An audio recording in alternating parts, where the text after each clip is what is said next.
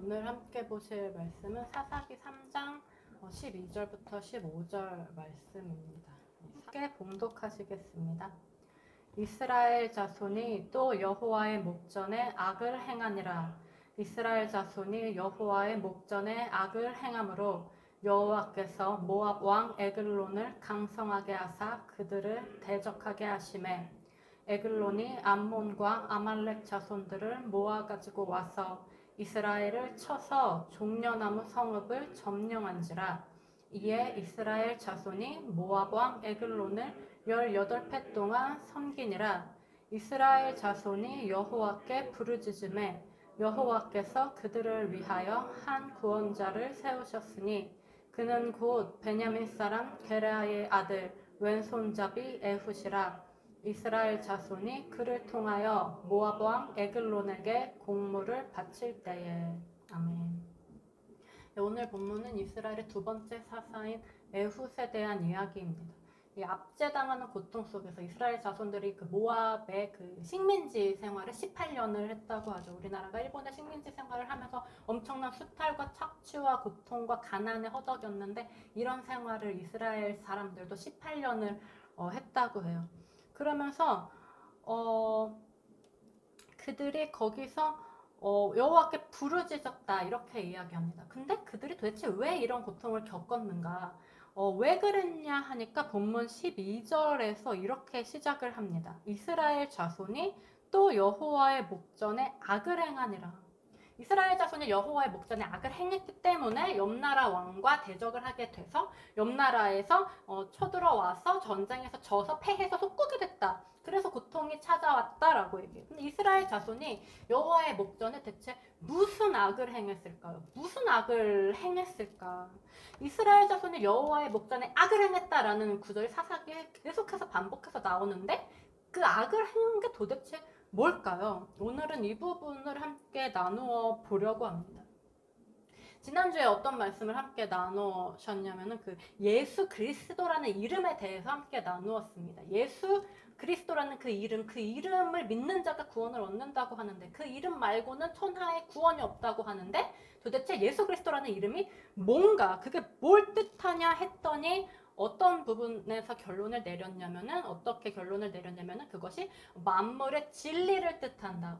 온 원리, 온 우주의 원리, 만물의 진리, 모든 것을 초월한 근원적인 그 원리를 뜻하는 것이 예수 그리스도라는 이름이다라는 것을 보았습니다.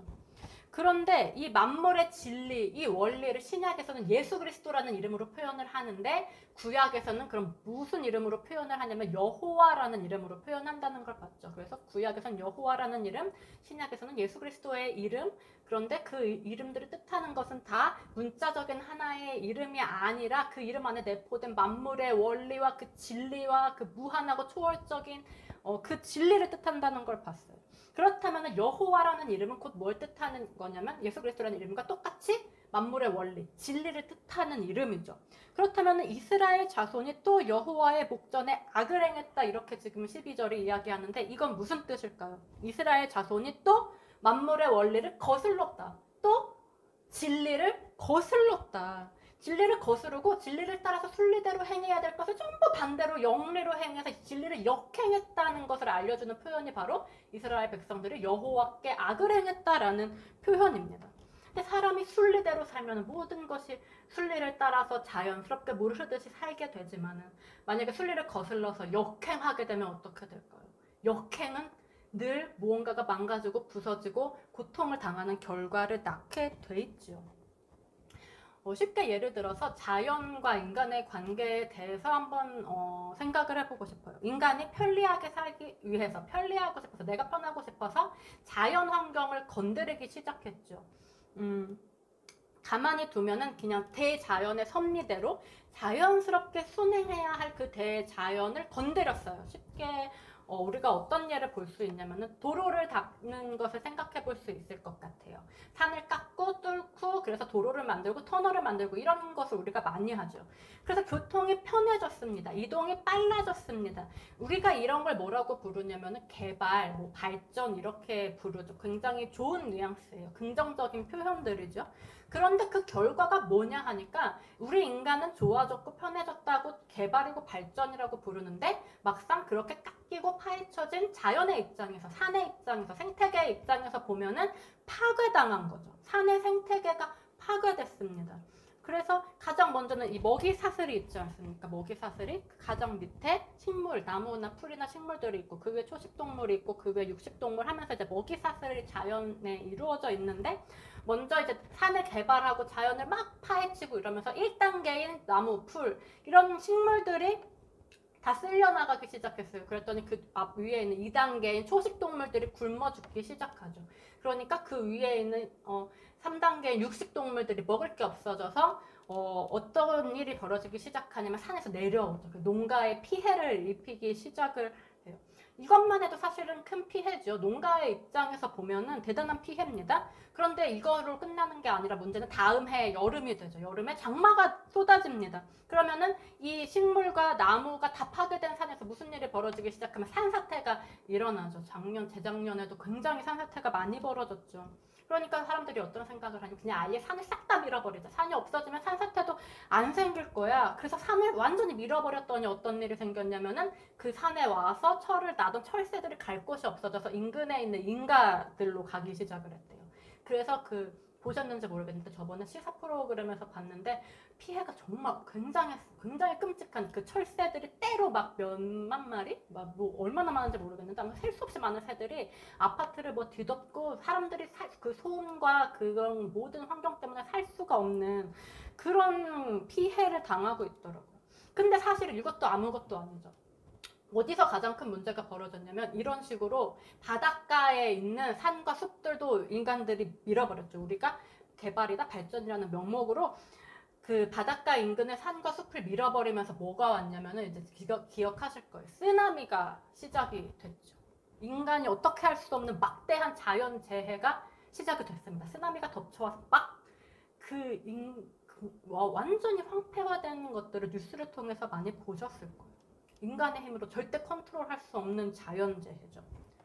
그래서 그 쓰나미가 발생한 원인이 물론 많지만 그 중에 큰 원인 중에 하나가 뭐냐면은 그 바닷가에 있는 숲과 그 산들을 밀어버린 게 굉장히 큰 이유라고 하더라고요. 이게 개발과 발전이라는 명목하에 그 자연이 파괴되면서 일어난 결과라는 연구 결과를 봤습니다. 그래서 이 쓰나미를 우리가 어떻게 불렀냐면은 대자연의 심판이다. 자연의 분노다. 뭐 이렇게 표현을 하신 걸 또 들어보신 적이 있으실 것 같아요. 자연의 심판, 자연의 분노. 네, 맞는 표현이죠. 그런데 이 자연의 심판이라는 게, 자연의 분노라는 게 자연이 진짜로 너네 인간들이 우리 자연을 이렇게 훼손했어? 우리를 이렇게 파괴시켰어? 우리도 원한을 품었어? 우리도 화났어? 복수할 거야? 이러면서 막 인간을 덮치는 건 사실 아니잖아요. 그렇게 막 억하심정으로 막 심판당이라 인간 심판하겠다 이래서 쓰나미가 찾아오는 게 아니고 사실은 자연이 그냥 섭리를 따라서 흘러가야 되는데, 순리를 따라서 순행을 해야 되는데 인간이 이거를 딱 끊어버리고 싹싹 인위적으로 해서 역행이 시작되니까 사실은 인과응보로 그 결과가 다시 인간에게 돌아온 것 뿐이죠. 그래서 우리가 자연의 심판이다, 자연의 분노다라고 말하지만은 결국은 다 뭘 뜻하는 표현들이냐면은 정말로 자연이 막 분노하고 막 심판하는 게 아니라 인과응보, 인간의 순리를 역행해서 결국은 끔찍한 결과를 스스로에게 초래했다는 것을 우리에게 알려줘요. 그래서 순리대로 해야 될 것이 영리가 됐을 때, 인간의 어떤 인위적인 간섭이 발생했을 때 결국은 그것이 순리를 깨트려버리고 자연의 원리를 깨트려버리고 인간에게 다시 고통으로 돌아온다는 것을 우리가 경험적으로 잘 알고 있습니다. 이 끔찍한 결과가 어떤 거랑 비슷하냐면 톱니바퀴가 있지 않습니까? 톱니바퀴가 이렇게 계속해서 돌아가는데 두 개가 이렇게 맞물려서 서로 이렇게 마찰을 하면서 그 규칙적으로 돌아가죠. 그러면서 이게 기계를 작동시키잖아요. 톱니바퀴가. 근데 굉장히 복잡한 기계가 있다고 가정을 해보는 거죠. 톱니바퀴가 한 막 수천 개 정도가 맞물려 있는 그런 기계다. 굉장히 복잡한 구조와 굉장히 많은 규칙들로 이제 작동을 하는 그런 기계가 있다고 우리가 한번 가정을 해보는 거죠. 그리고 자연이 마치 이와 비슷하다고 우리가 이해를 할 수 있는 거예요. 톱니바퀴 하나가 자연의 규칙 하나다, 자연의 원리 하나다라고 가정을 해보는 거예요. 그러면 톱니바퀴들이 서로 계속해서 움직이는데 서로 다른 크기로, 다른 시간으로, 다른 법칙으로 움직이지만 어쨌거나 서로 그 움직임을 통해서 상호작용으로 영향을 끼치면서 기계장치를 계속 돌려요. 계속 잘 작동되게 만들죠. 그것처럼 자연도 크고 작은 원리들이 서로 맞물려서 자연의 섭리라는 것을 돌리고 있는 거죠. 그런데 우리 인간이 이 자연의 섭리 속에 속해 있는 우리 인간이 이렇게 살다가 이게 좀 불편한 거죠. 이게 좀 편하게 살고 싶어요. 그래서 톱니바퀴 하나를 그냥 싹 빼버리고 거기에다가 쇠구슬을 딱 박아 놓는 거죠. 그러면 어떻게 될까요? 이 쇠구슬 처음에는 쇠구슬 주변에 있는 톱니바퀴들에만 약간의 영향이 있겠죠. 조금씩 속도가 안 맞는다든지 삐걱거리기 시작하겠죠. 그러다가 이게 점차적으로 점점 더 그 주변에 있는 톱니바퀴들로 퍼져서 점차적으로 다 시간이 안 맞기 시작하고 삐그덕거리기 시작하고 그러다가 하나가 떨어져 나가면은 그 주위에 있는 것들도 흔들리기 시작하고 이러면서 이 기계 장치가 허물어지는 것처럼 물론 처음에는 쇠구슬 하나 박은 것 때문에 전부 다 일시에 허물어져 버리지는 않죠. 시간은 어느 정도의 시간 동안은 잘 돌아가는 것처럼 보일 겁니다. 하지만 결국은 시간이 지나고 나면은 전체적으로 다 허물어져 버리거나 터져 버리는 거죠. 이게 바로 우리가 자연에 끼치는 영향을 잘 보여주는 것과 같은 것 같아요. 우리가 그래서 이 톱니바퀴처럼 좀 더 편하게 살고 싶어서 톱니바퀴 하나를 뺀 게 뭐와 같냐면은 산 하나를 밀어버린 것과 같은 거죠. 근데 처음에는 괜찮은 것 같은데 시간이 지나면 지날수록 그 주위에 있는 모든 것들에 영향을 끼치면서 역행이 시작돼서 허물어져 버리는 거. 그래서 결국은 쓰나미와 같은 대재해가 일어났더라.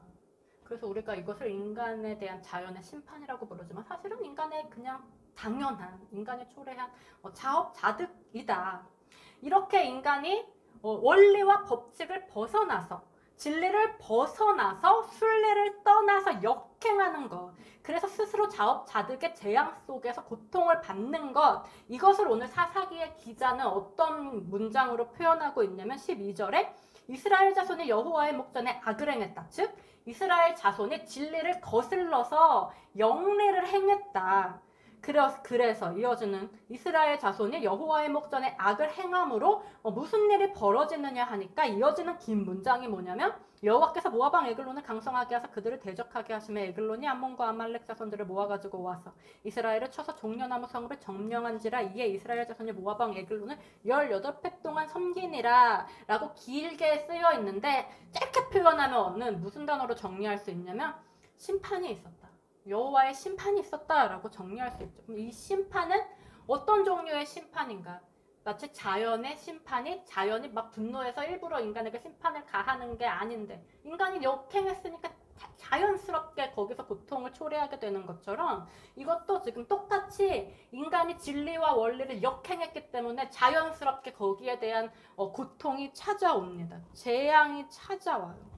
그래서 아까 이제 말씀드렸던 자연의 예에서는 자연을 파괴했으니까 자연재해를 당한 거고 지금 이 사사기에서 이스라엘 백성들은 뭘 파괴했을까요?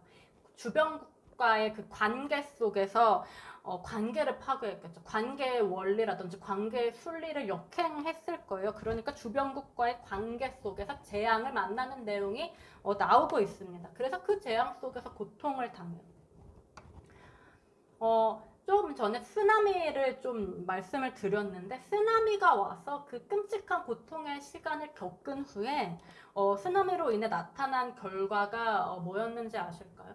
그게 뭐였냐면은 물론 뭐 많은 결과들이 있는데 그 중에서 제일 진전된 결과, 가장 긍정적인 결과라고 할까요? 그게 뭐였냐면은 학자들이 자연의 법칙에 대해서 연구하기 시작을 한 거죠. 그걸 모르고 또 마음대로 막 개발했다가 또 이런 일이 생기면 안 되니까 이보다 더 무시무시한 피해가 오게 될 수도 있으니까 그걸 막으려고 학자들이 그 대자연의 상호관계 속에 형성되어 있는 그 대자연의 법칙과 규칙들을 연구하기 시작을 했어요. 물론 이전에도 연구했지만 더 심도 있게, 더 세심하게, 더 활발하게, 더 열심히 그 원리와 법칙을 찾아서 연구를 하기 시작한 거죠. 인간이 미처 알지 못하는 대자연의 규칙들을 파헤치기 시작했습니다. 바로 이걸 오늘 본문이 어떻게 표현하냐면 15절에 이스라엘 자손이 여호와께 부르짖었다. 여호와가 이제 원리와 진리를 의미하는 이름이니까 여호와를, 즉 진리를, 만물의 원리를 부르짖어서 이스라엘 백성들이 찾기 시작한 거예요. 물론 전에도 찾았겠죠. 그런데 이번에는 더 심도 있게, 더 세심하게, 더 활발하게, 더 열심히, 열과 성을 다해서. 왜냐면 자기들의 지금 인생에 걸려 있으니까 너무 고통스러워서 죽을 것 같으니까 그냥 모든 것을 다 걸고 찾기 시작한 거죠. 그랬더니 무슨 일이 벌어졌는가 하니까 마치 학자들이 열심히 탐구하고 연구해서 전에는 알지 못했던 자연의 원리들을 발견하게 되는 것처럼, 또 뜻이 있는 곳에 길이 있다, 그런 옛사람들의 그런 지혜로운 속담처럼 이스라엘 자손들이 여호와를, 즉 진리를 부르짖으며 찾기 시작하자 무슨 일이 있었느냐 하니까 진리를 발견하게 돼서 그 진리로 말미암아 구원에 이르게 되었다 라는 표현이 뭐냐면 이제 15절에 이스라엘 자손이 여호와께 부르짖으며, 즉 진리를 이렇게 심도 있게 찾음에 여호와께서 그들을 위하여 한 구원자를 세우셨다라고 표현을 해요. 그래서 이제 이 구원자가 사사기에서 사사들로 등장을 하는데, 이 사사들은 그 여호와라는 온전한 진리로부터 인간에게 들어온 진리의 지혜를 의미하는 그런 존재들이죠. 그래서 지금 15절이 여호와께서 그들을 위하여 한 구원자를 세우셨다 이렇게 표현하고 있는데, 구원자라고 표현합니다. 구원자라는 게 뭘까요? 구원자. 무엇이 우리를 구원해 줄까요? 우리가 지금 각자의 삶 속에서 고통을 당하는 부분들이 있는데, 각자의 삶 속에 각자 다른 이유로 찾아온 각자 다른 재앙과 고통 속에서 그 각자를, 나 자신을 구원해 줄 수 있는 것, 이 모든 재앙과 고통 속에서 나를 자유롭게 해줄 수 있는 게 대체 뭘까요? 예수님께서 말씀하시기를 진리를 알지니 진리가 너희를 자유케 하리라. 모든 재앙의 고통 속에서 우리를 구원해 줄 수 있는, 우리를 자유케 해줄 수 있는 유일한 구원자는 무엇밖에 없냐면 성경은 진리밖에 없다라고 이야기를 합니다. 오직 진리만이 우리의 구원자가 될 수 있어요. 그러면 인간으로서의 구원자는 어떤 사람일까요? 나를 구원해줄 인간으로서의 구원자, 추상적인 어떤 진리라는 구원자가 아니라 인간적인 구원자, 나한테 진리를 알려주는 사람, 그래서 내 안에 진리가 들어오게 해주는 사람, 그래서 내가 진리 안에서 살아가게 해주는 사람, 그 사람이 바로 나의 구원자겠죠. 그래서 우리가 그런 분을 성경을 통해서 만난 예수 그리스도를 우리의 구원자라고 부르죠. 왜냐면 그분이 우리한테 진리를 알려주셨고, 그것이 이 성경의 복음서의 말씀들이지 않습니까? 진리를 알려주셨고, 십자가에 못 박혀 죽으시고 부활 승천하시고 성령님을 보내주셔서 진리가 우리 안에 들어오게 해주셨죠. 진리의 영이신 성령님이 들어오게 해주시고, 그래서 우리가 더 이상 나로 살지 않고 그리스도로, 즉 진리로 살아가게 해주시니 이분을 우리가 구원자라고 고백을 합니다. 이런 구원자가 오늘 본문에도 똑같이 등장을 하는 거예요. 그런데 예수 그리스도라는 이름을 가진 인격체로 등장하는 것이 아니고 어떤 인격체로 등장하냐면 베냐민 사람 왼손잡이 에훗이라는 이름을 가진 인격체로 등장을 하는 거죠.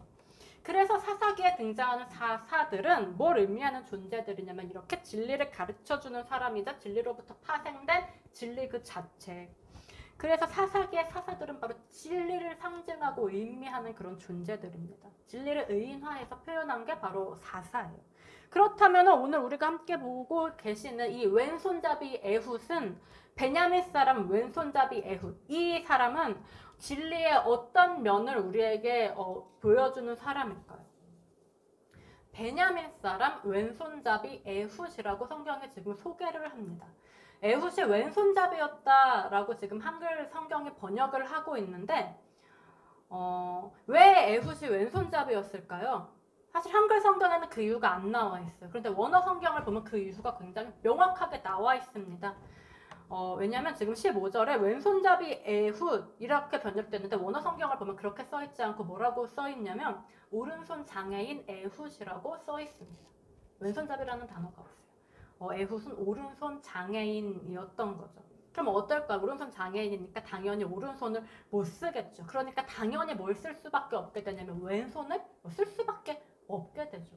그래서 이제 뒤에 에훗이 한 행동들을 보면은 에훗이 어떤 행동을 하냐면 적국의 왕을 이제 암살하러 가는데 칼을 오른쪽 허벅지 옷 속에, 오른쪽 허벅지 옷 속에 숨겨차고 들어갔다는 표현이 있어요. 왜냐면 오른손을 쓰는 사람은 왼쪽에 칼을 차죠. 근데 에훗은 오른손을 못 써서 왼손을 쓰니까 오른쪽 허벅지에 칼을 숨겨서 들어간 거죠. 이렇게 칼을 뽑지 않습니까? 그래서 에훗이 오른손 장애인이기 때문에 왼손을 쓸 수밖에 없어서 왼손잡이가 된 거예요. 이 사실은 우리에게 뭘 알려줄까요? 왼손잡이라는 것이 사회적으로 어떤 의미를 가질까요? 지금은 우리가 왼손잡이라고 하면 그냥 아 왼손잡이구나, 문화가 발달했나 보지, 뭐 왼손잡이일 수도 있지라고 많이 생각하지만은 제가 어렸을 때만 해도 왼손잡이라고 하면 무조건 고쳐야 되는 사람, 잘못된 사람 취급을 받았죠. 왜냐하면은 세상에 왼손잡이보다 오른손잡이가 훨씬 더 많기 때문이죠. 그래서 다 같이 모여서 밥을 먹는데 다들 오른손으로 써서 이렇게 밥을 먹는데 내 옆에 앉은 사람만 이제 왼손을 써서 밥을 먹으면 팔끼리 부딪히는 거죠. 그러니까 불편한 거예요. 불편하니까 왼손잡이가 싫을 수도 있겠죠. 그리고 또 뭐 질문이 있어서 손을 들면 다 오른손을 드는데 한 명만 왼손을 들고 있으면 보기에도 또 불편하겠죠. 사람은 본능적으로 불편한 걸 싫어하고 또 눈에 보기 좋은 대로 맞추어 가려는 경향이 있죠. 그러니까 조금 튀거나 뭐가 난 걸 보면 다 정으로 때려가지고 똑같이 맞추려는 그런 성향이 인간에게 있습니다. 특히 요즘은 다원화 시대가 되면서 많이 변했지만은 몇십 년 전까지만 해도 굉장히 심했죠. 그러니까 이런 왼손잡이에 대한 인식이 굉장히 안 좋았어요. 근데 지금 사사 에훗이 바로 어떤 사람이냐면 이 왼손잡이였다. 근데 사사는 뭘 의미하냐 했더니 이제 진리를 의미하는 존재라는 면을 쭉 보셨어요. 그렇다면은 에훗이 왼손잡이였다는 것은 우리에게 뭘 알려주냐면 진리는 어떤 속성을 갖는가. 진리의 속성은 사람을 진리를 따르지 않는 수많은 사람들을 불편하게 하고 보기에 그다지 좋지 않게 한다는 속성을 갖고 있습니다. 왼손잡이인 사람을 오른손잡이들이 우리와 다르다고 생각해서 오른손잡이로 바꾸려고 했죠. 몇십 년 전까지만 해도. 진리에 대해서도 같아요. 진리를 따르는 사람 아주 적지요. 사람들은 보통 진리를 따르고 싶어 하지 않습니다. 자기 생각과 자기의 욕구와 자기의 마음과 자기의 감정과 자기가 원하는 걸 따라 살고 싶어 해요. 그렇기 때문에 오른손잡이들이 볼 때 왼손잡이가 특이하고 다르고 이상해 보이는 것처럼 진리를 따르는 사람도 그렇지 않은 사람들에게는 뭔가 특이하고 다르고 이질적으로 이상해 보이는 거죠. 혼자만 달라요. 너무 튀어요. 그러니까 어떻게 만들려고 하냐면 똑같이 만들려고 하죠. 똑같이 오른손잡이로 만들려고 합니다. 근데 이 사람은 왜 모든 사람이 기피하는 진리를 위해서 살까요? 그 사람이 알고 있는 사실은 구원자가 진리밖에 없다는 사실. 진리만이 나를 자유롭게 해줄 수 있다는 사실을 알기 때문이죠. 왼손잡이라는 노래가 있었어요. 가사가 뭐였냐면은 왼손잡이인 입장에서 이제 노래를 부르는 건데 나 같은 아이 한둘이 어지럽힌다고, 사회를 어지럽힌다는 거죠. 뒤에 가사가 그런 눈으로 욕하지만 난 아무것도 망치지 않아, 난 왼손잡이야, 이런 노래인데 우리 사회의 일면을 잘 보여줘요. 조금 다른 사람이 있으면 그 사람을 욕하고 비난하는 그런 모습을 보여주는 건데 그것을 성경이 잘 표현하는 것 같아요. 세상에 너희를 미워해도 이상하게 생각하지 말아라. 당연한 것이다. 진리를 따르기 때문에 진리를 따르지 않는 사람들에게 늘 비난을 당하고 욕을 먹는 것이 당연하다고 성경은 이야기합니다. 그렇다면 왜 사람들은 진리를 따르는 사람을 욕하고 비난할까요? 자기랑 다르니까 그렇겠죠? 뭔가 불안을 느끼는 거예요. 나랑 다르니까 초조해지는 거예요. 쟤랑 나 둘 중에 한 명은 틀렸다고 느끼는 거예요. 그리고 그 사람의 삶과 나의 삶을 보면서 부끄러워질 때도 있죠. 근데 사람은 내가 틀렸다고 인정하기 싫고 내가 부끄러움을 느낄 때는 그것을 숨기고 싶어 합니다. 아담과 하와가 무화과 나무 잎사귀로 옷을 해입은 것처럼 인간에게는 수치심을 가리고 싶은 본능이 있어요. 그것들이 다 뭐로 표출되냐면 나와 다른 그 사람을 욕하고 비난하는 것으로 표출되죠. 그래서 나랑 똑같이 바꿔 놓으려고 해요. 그런데 왼손잡이의 얘기를 다시 시작했을 때 왼손잡이가 왼손잡이인 게 잘못일까요? 왼손잡이가 꼭 오른손잡이가 되어야 할까요? 그렇지 않죠. 우리도 마찬가지입니다. 우리도 아무리 욕을 먹고 아무리 틀렸다고 비난을 당해도 거기에 굴복하거나 그것 때문에 나 자신이 변해서는 안 돼요. 그걸 보여주는 표현이 오늘 본문에서 왼손잡이 에훗이라는 표현이죠. 그런데 에훗이 왼손잡이가 되고 싶어서 됐냐 하면은 그렇지 않다는 부분을 우리가 봤습니다. 오른손 장애 때문에 어쩔 수 없이 왼손잡이가 됐어요. 우리도 봤습니다. 우리가 만일 진리를 따르기를 원한다면 우리가 그것을 원하는 이유는 우리가 처음부터 진리를 따르기를 원했던 사람들이었기 때문이 아니고 우리가 언제 진리를 따르고 싶어지느냐 하면 우리가 우리의 삶 속에서 뭔가의 나의 삶의 장애를 느낄 때죠. 내가 내 삶을 내 마음대로 할 수 없다는 무력감과 장애를 느낄 때 마치 오른손 장애인들이 하는 얘기를 좀 들었는데 처음에 불구가 된 원래 이제 태어날 때부터 그렇지 않았던 분들이 부자유스러워지셨을 때 쓰려고 엄청 노력을 하신대요. 전에는 분명히 내 마음대로 움직였던 손이 어느 날부터 마음대로 안 움직이는 거예요. 그러니까 이거를 다시 쓰려고 엄청나게 노력을 하는데 절대 안 돼요. 절대. 너무 답답해서 막 죽을 것 같아요. 차라리 죽고 싶다고 합니다. 근데 아무리 노력해도 안 되니까 결국은 포기하고 왼손을 쓰기 시작하는 거죠. 오른손 장애인 사람의 경우에요.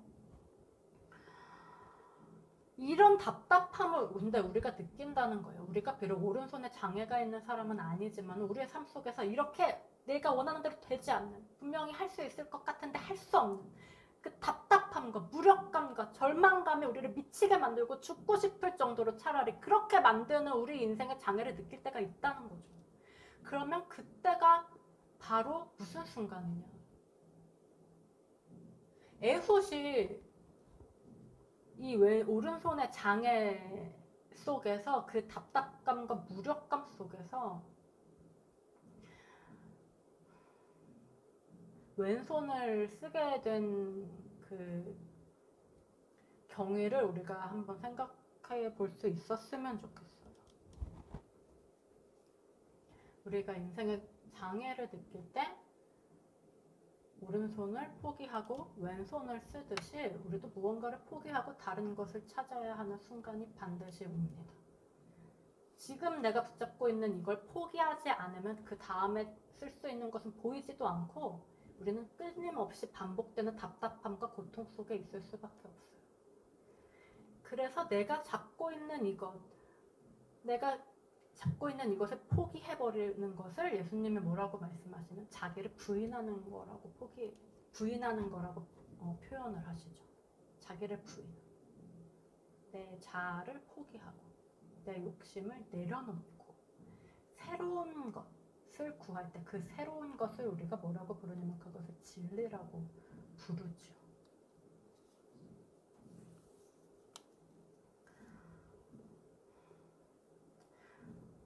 성경이 지금 에훗을 어떤 사람이라고 말하냐면 베냐민 사람이라고 말합니다. 베냐민 사람이었다. 베냐민의 후손들로만 이루어진 베냐민 지파였다는 것인데 베냐민이라는 이름의 뜻이 뭔지 아실까요? 베냐민은 원래 벤이라는 단어와 야민이라는 단어의 합성어예요. 벤, 야민 합쳐서 베냐민이라는 이름이 됐죠. 벤은 히브리어로 아들이라는 뜻이고 야민은 히브리어로 오른손이라는 뜻입니다. 그래서 베냐민은 무슨 뜻이냐면 오른손의 아들이라는 뜻이에요. 그럼 베냐민 지파 사람이었다는 건 무슨 뜻이냐면 오른손의 아들이라는 이름을 가진 사람들, 그 사람들은 다 뭘 가장 자신할까요? 이름 자체가 그 사람들 집안 이름이 오른손의 아들이니까 오른손을 가장 자신하겠죠. 오른손을 가장 자신하는 사람들, 그 사람들의 무리 속에 있었던 오른손 장애인이에요. 에훗이. 굉장한 천대와 경시를 받으면서 자랐을 에훗의 환경을 생각해 볼 수가 있습니다. 그런데 여호와 하나님께서는 무한하시고 영존하시고 초월적 이란 단어가 좀 그런데 모든 것을 초월하는 그 진리께서는 그 수많은 오른손의 아들 중에서 오른손을 가장 자신했던 그 무리 속에서 누구를 선택하셨냐면 오른손 장애인을 선택하셨다는 거죠. 왜요? 오른손 장애인이 자기의 오른손의 장애 때문에 어떻게 됐습니까?